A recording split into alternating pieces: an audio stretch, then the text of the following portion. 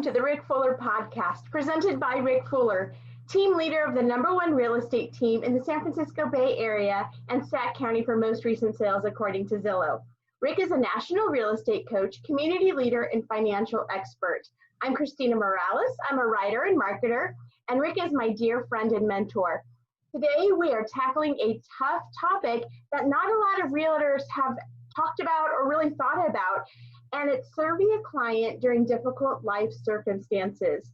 And we have the perfect guest for our show today. We have pastor and a member of Rick's team, Larry Navilhon. Larry has served people for decades, and you'll quickly find that his wisdom and compassion are unparalleled. So thank you for joining us today, Larry. I appreciate the time. Thank you, Christina.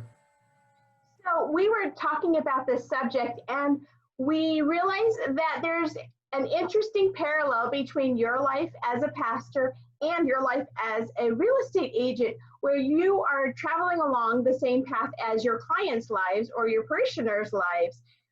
When they get married, a lot of times they want to buy a new house. When they have a job change, they have kids, maybe there's a death in the family. You're along the journey of life with them. And so this is the perfect topic for you to join us. So Rick, can you just give us a little background about why you chose this topic, and what are the 5 things that you focus on when you're relating and helping people during this difficult time? You bet, Christina, and thank you for facilitating this. I am very excited to have Larry. Larry is a community leader, and he's helped a lot of people through some very difficult times in their life. And so I think he's going to bring a great perspective to this conversation. Christina, you and I shoot these videos on a regular basis, and to date, I have never heard anyone talk about the things that we're going to talk about today. I've never heard anyone talk about it. I don't know that I've ever verbalized them, and it actually took us a little bit of time to think through what we do that's different and how we serve others strategically that are going through tough times. Because not everybody, is celebrating a success in life. Some people are mourning. And it's part of the life cycle, and it's very, very difficult, and your heart breaks for them. But they often still need help, and they also, and in the real estate environment, they may need to sell a home, they may need to downsize a home, and it could be because of a divorce, it could be because of a loss of a loved one, and now they have a home that's in probate or an estate sale. It could be because of a job loss. It could be because even COVID, and they don't have the kind of income that they once had, and so not everybody's excited about, in some sense, selling a home, and we've got to be mindful of that. And the more we experience this pandemic, the more people that are impacted. And so we're in the people business, and having Larry provide his insights, we've worked shoulder to shoulder with several people that just going through some difficult life circumstances. And so there's some things that we've learned in the process, and we're delighted to share them with you today. So let's start off, Christina. There are really 5 things that we've talked about that we do that just make this, even though it's a difficult time for somebody who's going through a divorce or loss of a loved one or a job and they got to downsize, or maybe they've lost a family member and they're the administrator of an estate or a successor trustee selling a home in a trust. There's some things that we've learned to do that I think make this process, although difficult in nature, we just make it a little easier. And so here are the 5 things we do. The first one is we communicate empathetically. And meaning this, I may not have been through that life circumstance that they have, right? Sympathy would be like, I get it, I've been there, that's happened to me too. Empathy would say, I don't know what you're going through. I've not experienced that. I've not experienced that loss, but that doesn't mean I don't care. And it may mean that I take great empathy in the conversation and guide and direct them through the process with great empathy and care and concern, so they know that they matter, and they know that what they're going through matters to us, and so we can help serve them along the way. The number 2 is we communicate clearly. somebody who is going through a situation in which they need to sell a home because they lost a loved one, or maybe they don't live in the area, they don't need muddy options. They need clear options, clear, concise options. Larry and I often provide our homeowners with more than one option. You can sell the home as is, or you could make certain repairs, or you could do full upgrade renovations and then sell the property. And then you create clear, concise options for people, and they have choices.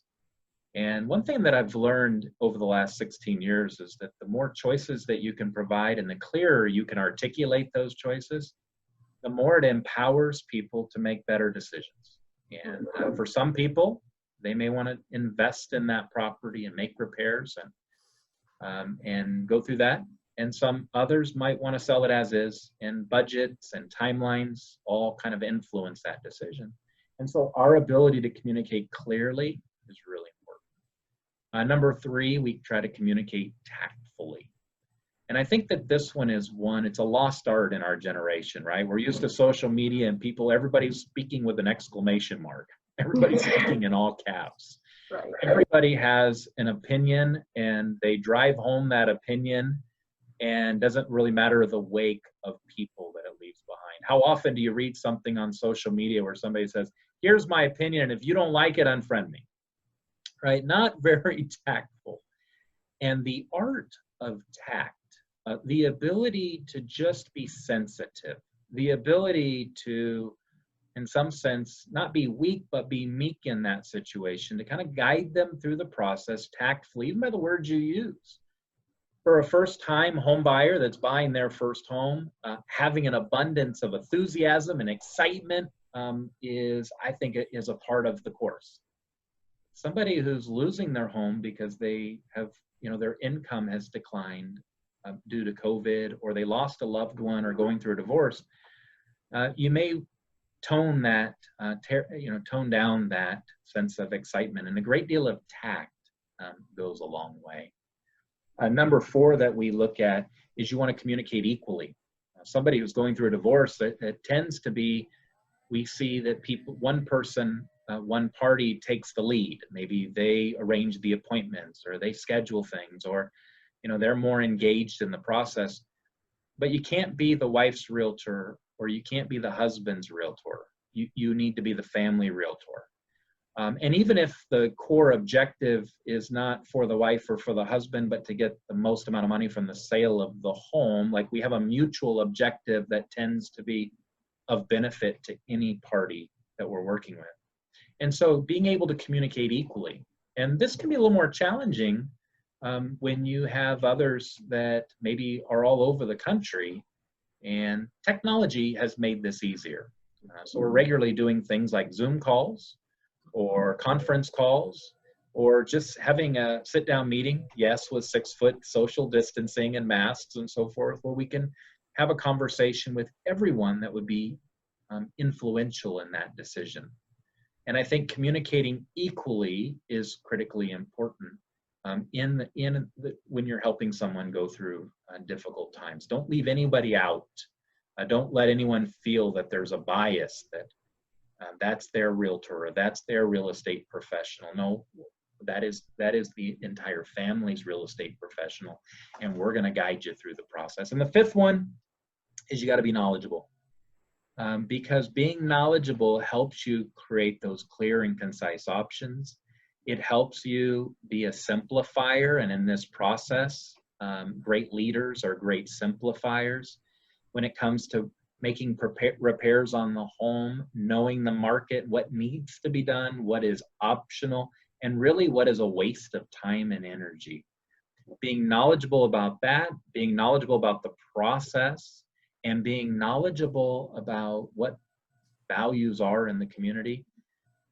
Being knowledgeable really helps provide people a better experience that are going through very, very difficult times. So those are my 5 that Larry and I work on. We don't always get them right. We're not always perfect in them. Sometimes we're learning and growing or make mistakes. But I think that by being mindful of these helps guide our clients through a process that may be going through a difficult time, and helps make this process a little easier. Mm-hmm. And Larry, you've been in the business for years. We have a lot of new agents in our audience. When you first meet a potential client, what are some questions that agents should ask to get to know them better? Kind of piggybacking on what Rick was talking about with communication. I mean, the house is important, but it's about the people in the house. So what does this initial conversation look like? And when they first come to you, do you know what circumstance they're in? How do you start that conversation? I appreciate that, Christina. You know, I think there's a lot to this question. So for sake of time, I'll kind of jump right in. I think certainly in the initial conversations with a would-be client, there are the areas of why. Mm-hmm. Why, you know, what brings me here? Why are we selling? That kind of conversation. Our concierge department does a fantastic job with our listing group, our selling side. When I go into a listing agreement that or presentation that has been presented to me from our concierge department, I have some really good notes that have already been taken. So some of my why, if not most of my why, has already been answered even when I walk in the front door. But I want to be drawn to that question because I think our industry, certainly for me, is ultimately a people business. Mm-hmm. It's about people. And so I want to be connected to that why. I want to, like Rick talked about, that share empathy and sympathy towards that why, spend time there to understand the why, even if it's something I don't understand. You know, there's questions that maybe I would ask strategically. Give me the top 3 areas I need to hit a 10 in this listing presentation in order to have served you well. So I think those are some of the quote questions I would ask. But I think definitely when you're dealing with people that are struggling with pain, emotional, physical, whatever it may be, one of Rick's 5 points that were so accurately communicated was clearly. Because when somebody's in pain, it's tough for them to hear. Mm-hmm. It's very difficult, whether you're in physical pain, emotional pain, it's very challenging for that person just to hear. My best friend battled leukemia for 7 years, many, many years ago. And I would go with him on some of his key doctor's appointments because he just couldn't hear the information. I was in the room with him. I would sit right next to him across the desk from the doctor, but we would drive home in his car and he would ask me, okay, what did he say? Mm-hmm. And he heard the same person I heard. It's just the pain that hindered him from hearing the information. So I believe in areas where people are hurting, we have to be very attuned to that.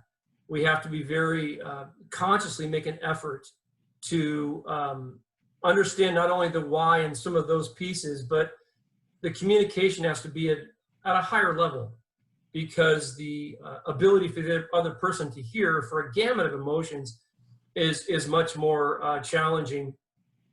And I think at the end of the day, I want to communicate an others-minded philosophy of life, mm-hmm. that I truly am here to serve those that I'm in front of. And, you know, Rick will be aware of this book that was written many, many years ago by the man named Dale Carnegie, who wrote a great book called How to Win Friends and Influence People. Well, he said one of his key thoughts in his book was if you want to have more friends to know what to do with, just go outside your house and ask other people how they are.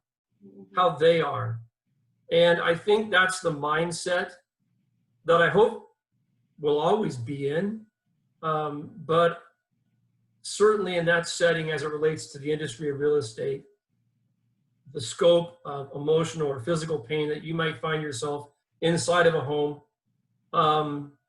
because the selling side is different than the buying side. The buying side, yay, Christmas tree's going to be put here, you know, all the excitements of well, many times on the selling side, it's, oh, wow, the Christmas tree was put there.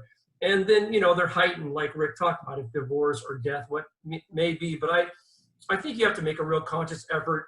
I was given 2 ears and 1 mouth. And I think we need to make a real conscious effort to listen. And certainly there's information that needs to be communicated, but I have to consciously tell myself, Larry, listen to what is being said. Listen to what's being said. So long-winded answer to that question, but No, those it's great. would be some of my thoughts. And you were talking about when you're in pain, it's hard to understand all this information that's coming at you. Mm-hmm. So does this mean like more phone calls? Does this mean that you as a realtor write down the information and present it? How does that part of the conversation and communication change? I think that can all that can serve you very, very well. Again, because it's the people business. At the end of the day, we're here to serve people. I think maybe note-taking post the listing presentation, let's say, that would serve you for the next conversation to have with that person, to let them know that you're mindful of that situation. That would certainly serve you well. But I think more than anything, Christina, just having that conscious ability to realize the person that you're speaking to, maybe slowing down communication, maybe, you know, some call it fast food communication. You know, you go to McDonald's, I'll have 2 hamburgers, a small fry, and a Diet Coke. They say it back to you, 2 cheeseburgers and a root beer. No, I wanted 2 small hamburgers, a small fry. And that kind of communication, maybe a repeating of, just so that you're confident that they've been able to hear and facilitate the information that you're giving because of the difficult situation that you find yourself in. Mm-hmm. That's so helpful. Thank you. Sure. Yeah. And Rick, as an experienced agent for 15 years, you've acquired a plethora of resources. And last week we talked about Rick's picks, and we talked about painters and cleaners. And I noticed you also have estate planners and chiropractors. So can you tell us what partnerships as an agent do you need to cultivate to help your clients best when they are in these difficult circumstances? Well, that's a great question, Christina. And, you know, we often never know what service professional that we're going to use. Sometimes we're using painters, and you and I did a webinar last week with a painter and a podcast, and we talked about how we paint properties, but sometimes we're using flooring companies or cleaners or foundation repairs, roofers, home inspectors, termite inspectors. And so simply to make this process easier, to be more knowledgeable, to provide a clearer, more concise options, we've compiled a list, and I think we're up to well over 100 vendors that we've used, and many of them have been with me for over 10 years. And several of these vendors that are on our Rick's Picks list, they've been in my home, they've been amongst my family, and I trust them. And they don't pay me to say that. It's just simply people that we have referred out throughout the community that we know do a great job. And what we found is that when somebody is preparing a home for sale, a big part of that process are the people that they work with, and the vendors that they work with, and the contractors that they work with. And if you've ever made repairs to your home, you know that sometimes that can be challenging, it can be frustrating, new things can arise in that situation. And so by having reputable, knowledgeable professionals that can visit a property and provide the solutions that are needed, the client's not obligated to go with the people that we recommend. And sometimes they take the estimate and go get another estimate or 2, and that's fine as well. But these people that we work with, these vendors, just help make this process easier. There's many things that you can do in real estate that by investing a little bit of attention in one area to the home, whether that be paint or flooring or landscaping or curb appeal or even the front door, can tend to provide a multiple on your investment, a return on that investment. First a return of it, and then a return on your investment. And by having professionals that know how to do those things and what colors to paint, what flooring to choose, just makes this entire process easier for our clients. Mm-hmm. And Larry, so people who are going through a difficult time are obviously sometimes not the easiest people to work with. So as someone who's had decades of experience, I would love to know, what boundaries do you have in place before you even get into contract? So maybe you turn the phone off at 8 p.m. Maybe you only read a couple emails a day from this particular person. How do you protect yourself and not lose yourself in their pain during this? As a pastor, I know you've had a ton of experience with this. True. You know, and probably for me, this is where the two worlds blend, and I don't maybe do the greatest job of that, because, you know, as a pastor, frankly, you don't really have the privilege many times to turn the phone off, and you don't have the privilege of setting an 8 o'clock deadline. You just don't live in that world.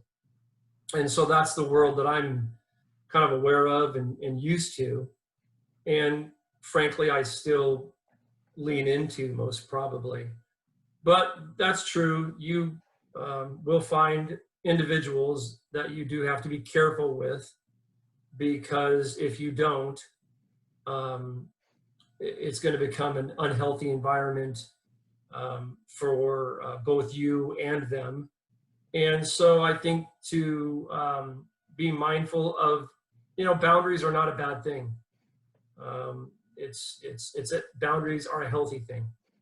And I think early on, if you set some kind of precedence or I guess guidelines, if you will, that sounds kind of like a strong word to me, but letting a person know by the way you're communicating with them, or maybe not communicating with them, they'll know as they're pushing those boundaries. And then some information that you can read through a text message, whatever it may be, at 9:30 at night. I mean, you most probably know it. Okay, this one needs to be answered, or quite frankly, this can wait till 8:30 tomorrow, and everybody's going to be okay, and just be okay with that. And I think that's important for your own self. You just have to be okay with that, and know that you're not damaging the escrow or the client or the process, but everything's going to be fine tomorrow morning, and address the issue maybe that was presented. So I think there's a time that in your own conviction you have to draw maybe to a specific situation that says, do I really need to address this now? Or truly can this wait until tomorrow morning? I'll address it, we'll take care of it and talk it out. And you know, I think in any given situation, only you can kind of determine what that may be. But I clearly think you do need boundaries. Those are healthy things, because if you don't, there are those that will dive over into the other sides many times, and it just becomes unhealthy for everybody.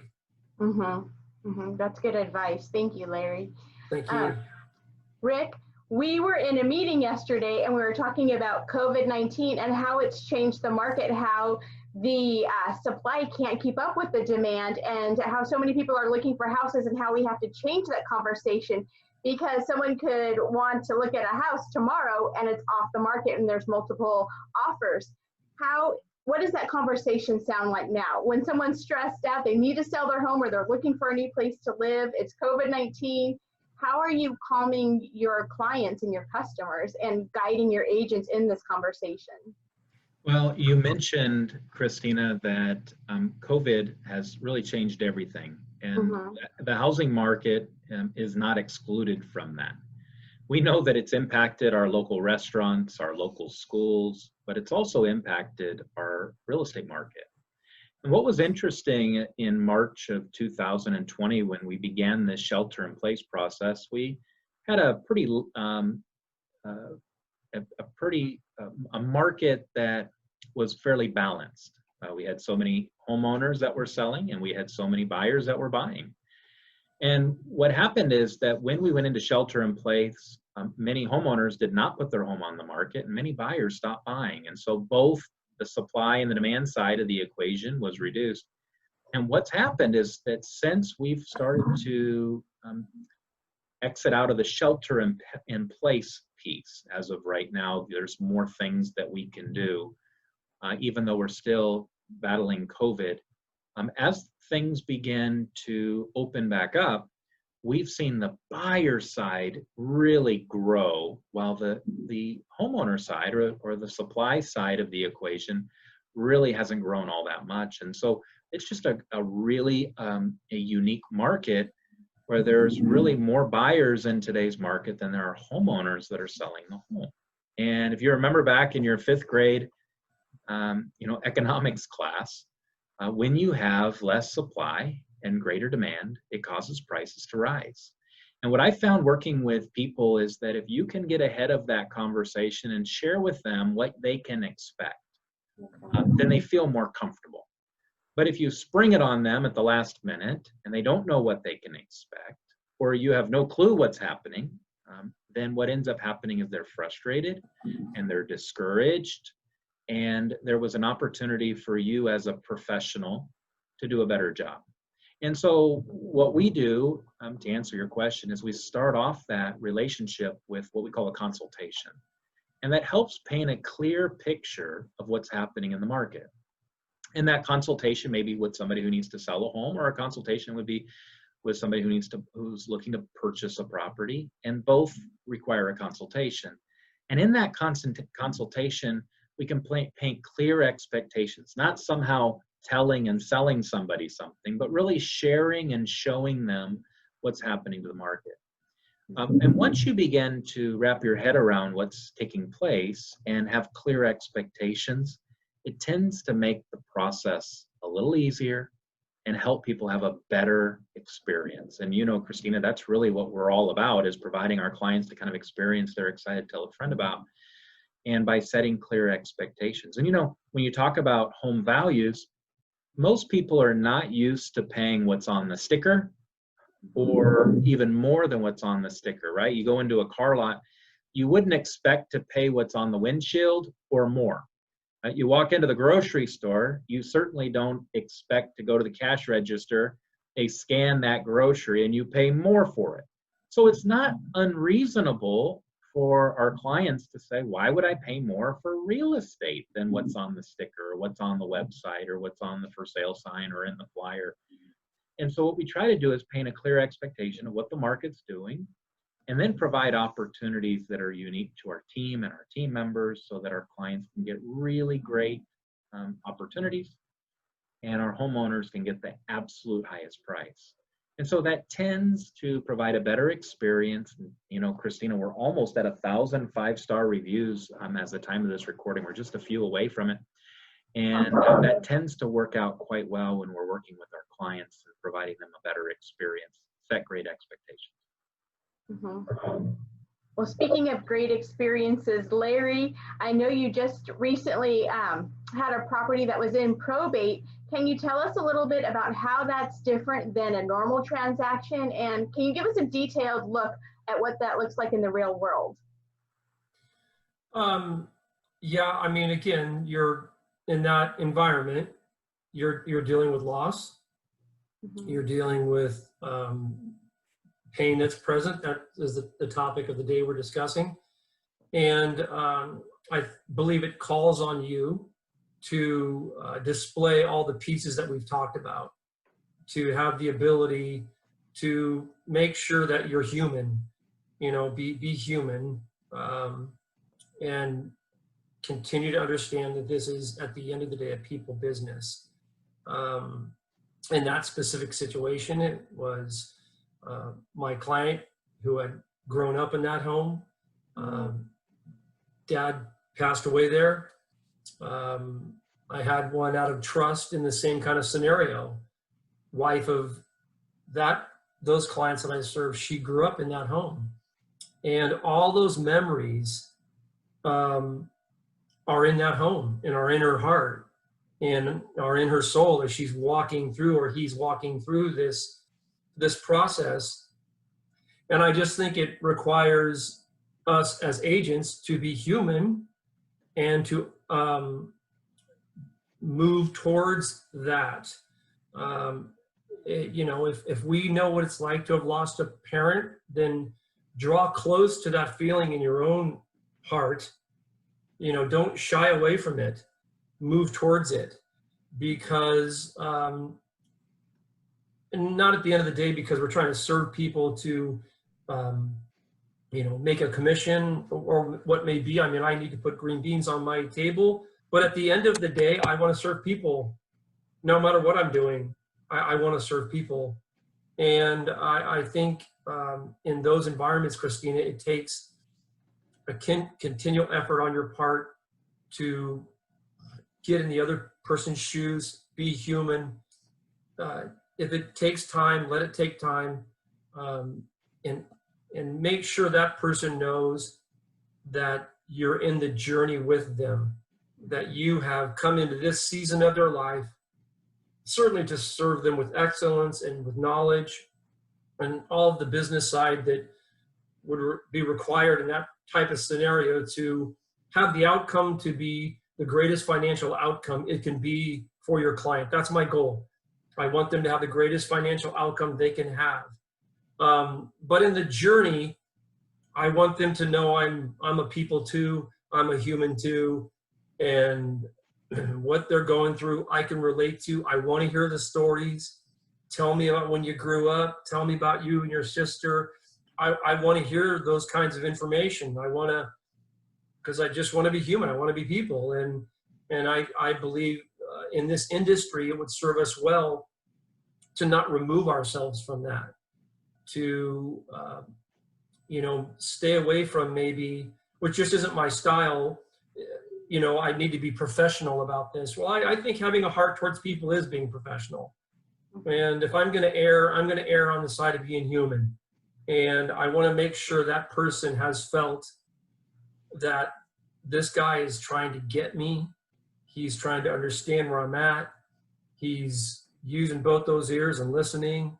And that takes a lot of conscious effort many times because, you know, there's a lot of other stuff going on in life. And you have kids and you have a marriage and you have all those things too. But being able to try to separate that in those moments to serve that person in an empathetic way that says, I want to make sure I keep myself in his or her shoes so I can serve her well. Mm-hmm. That's great advice. Thank you, Larry. That's awesome. Rick, I know you have a team, and it seems like probate or when someone's going through a divorce, there's a lot of legal issues that surround that. How can being part of a team help you with all of these nuances that aren't part of a normal transaction? Well, being a part of a team, I think, is really the game changer. I think when you're by yourself, and maybe you have somebody who helps you, that would be what I call addition.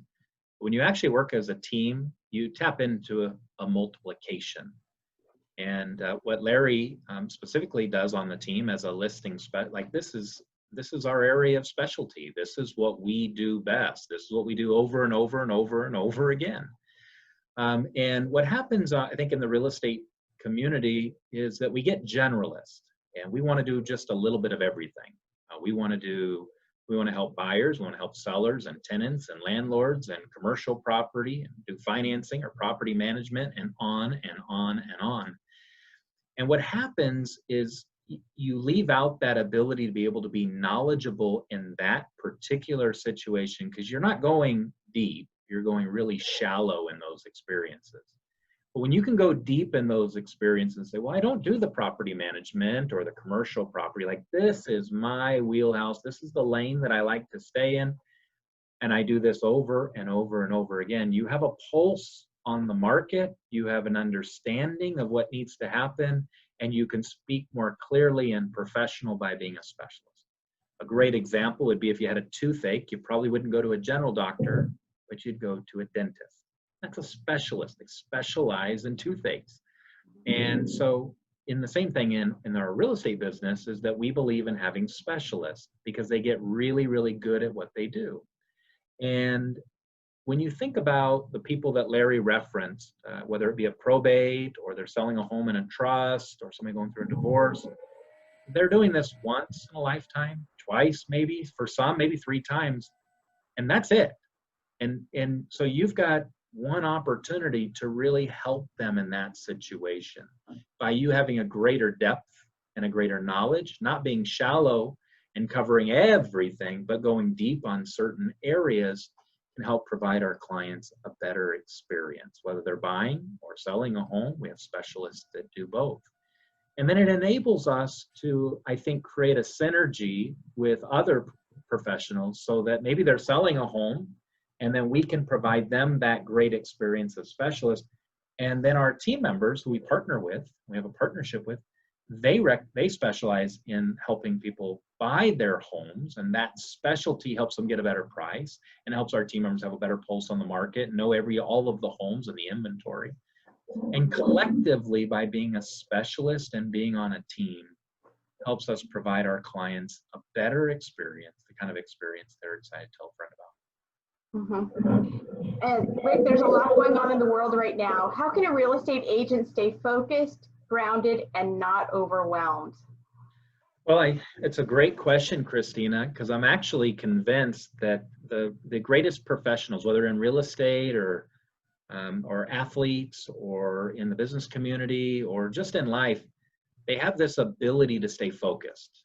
And they become, when they start focusing, they start realizing that they need to be educated, that they need to learn more, that in some sense, the more you learn, the more you'll earn in life. And so you begin down this pathway of learning and becoming more educated. And a great way to do that, Christina, this is kind of maybe a plug for what we do, is check out our podcasts. And we've got a website, Investors Thrive. So if you're interested in real estate from an investment perspective, you'll kind of learn all the different interviews we do with investors. If you're a real estate professional, you might like our website, Agents Thrive, agentsthrive.com, and you can learn some of these best practices like what Larry and Christina and I are talking about today, or listen to our podcast, which has a little bit of everything. And you can find that at connectwithrickfuller.com. So I think that real professionals, they never stop learning. They're realizing that markets change, industries change, business change, even people change. People have changed significantly over the last 3 months. So then, therefore, how we serve them needs to be adapted and modified and changed accordingly. And so by being a student of the industry, a student of the market, and having a pulse on what's happening, and then going deep in your chosen area of specificity. Now, you can imagine if a Tiger Woods, was a basketball player or tried to, be a lineman on a football team, like he's got an area of specialty that he does pretty well. Steph Curry on his 3-point shot. I mean, he does that pretty well. I don't know that I'm going to put him as a center for the San Francisco 49ers. It's just, he's a specialist, and specialists tend to be far better and at the end of the day, be able to provide a better service by being focused and by being a specialist and working on a team. Well, thank you. That's all the time we have for today. So thank you, Rick and Larry, for guiding us on this critical discussion that nobody's having.